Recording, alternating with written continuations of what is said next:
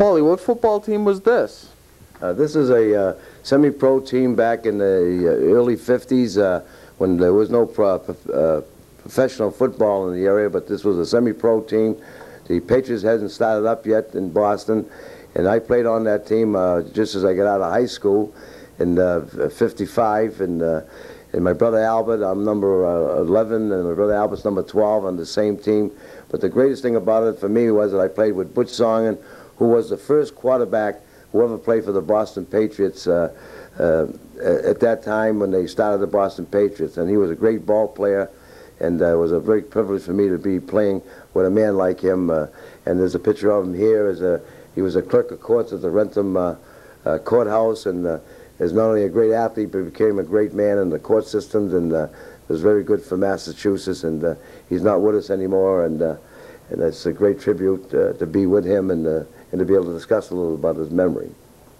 His nephew Tom played for the Boston Bruins in the early 80s, Paul.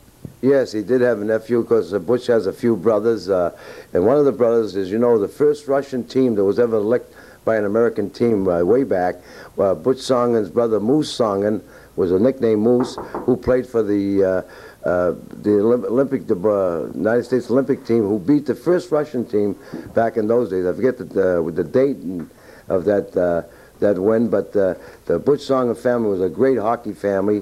Butch Songen was himself, played for Boston College. Not only is a great quarterback for All-American for Boston College, but he was a great hockey player for Boston College as well, and did an awful lot for the record of Boston College, and had a championship year in hockey the same year that he became All-American.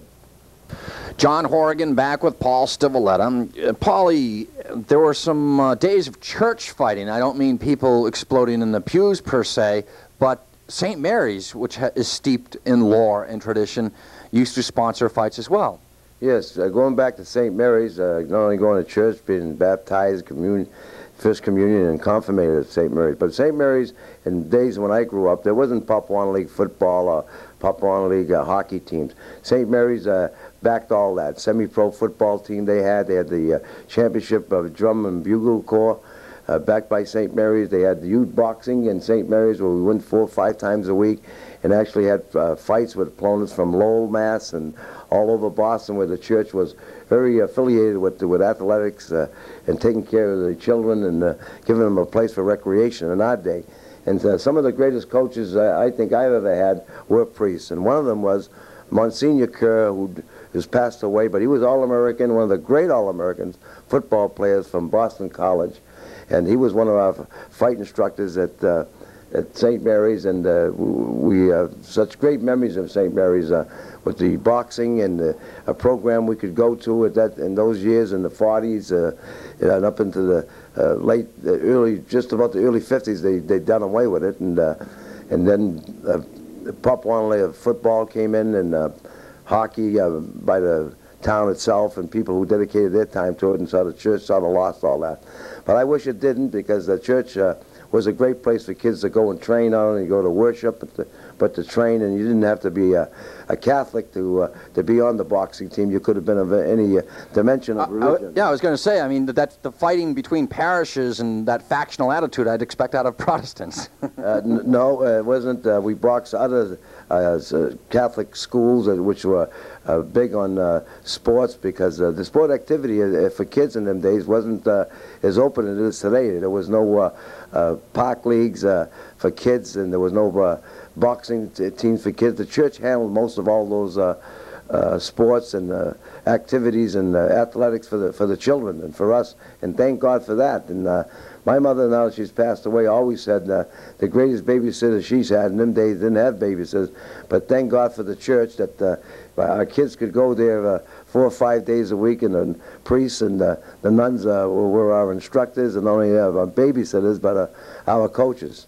And they could throw a good right hand now and then when they had to. I know I was at the receiving end of that. We'll be right back. All right, go ahead. John Horrigan back with Paul Stivaletta. Paul, your brothers fought too, and the Stivaletta name is associated with fights. Yes, my brother Michael, my oldest brother, my brother Bob, my brother Joey was a champion of my brother Mike as well of Texas, and my brother Joey was a champion of U.S. Benedict aircraft carrier. And when in the Second World War, my brother Eddie boxed, and brother Albert, my brother Arthur, Wake Up America, was a little bit of a fighter too, and I guess he still is fighting for America. And myself, so we're in boxing, part of the St. Mary's boxing team. John Horgan back with Paul Stivaletta. Hey, Paulie, there's our old friend Nick Previty from our fights. We see him. He's an official. He's head of the officials for Massachusetts. Yes, he is, and in that picture he looks a lot younger, and they got a lot more hair too. The both of us do, and of course Nick was a great fighter, and you can see some of these articles that I have here. He's in a lot of them, and as not only starting out as I did as a 4-round fighter, and worked his way up to a main bout fighter at the Boston Garden, and a good main bout fighter. Matter of fact, he's still in the fight game, still in the ring as a referee, doing a fine job for the amateur kids, which he dedicates his whole life to. He's a great man in Randolph, living in Randolph with his children, a great policeman on the police force for years, and he ran for the selectman seat in Randolph and won it. So he's guess doing very well in politics in the local town of Randolph. Nick couldn't ask for a nicer guy. No, he's a great guy and a great referee for boxing, and it's good to see ex-fighters dedicating themselves to the boxing game because we need them. Absolutely. Now, you got some serious ink here. Urge to try boxing conquers Stivaletta. And Tim Horgan, no relation to me. There's an R and an I in my name, but he was a major writer for the Herald Traveler. Yes, Tim was a great writer. Of course, when that article was written, he was just beginning to write for the Traveler, and did my first interview at the Mechanics Building, which is knocked down today. That was my first pro fight. And when I fought there that night, Willie Pep fought the main bout, and the greatest thrill for me, Ted Williams was there, Jackie Jensen sitting in the front row, and I was very excited about that, knowing that they told me that Ted Williams was in the front row with Big Brother Bob Emery. He was there too, and Jackie Jensen. And so not only was I excited about my first pro fight, but I was more excited about Williams and Big ball players. Yeah.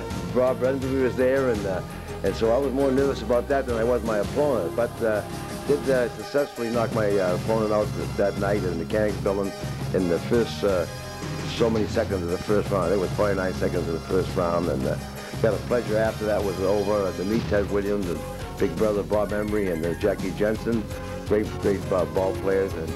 And then I met Tim Horgan in the back room. He wanted to do an article on me. I had a great crowd following that night, and so it started off then with that article, and I told him my feelings, why I wanted to be a fighter, and what it took, in my opinion, as a young fellow at the time, what it felt like to climb up those 3 stairs, and what the whole experience was all about. Great.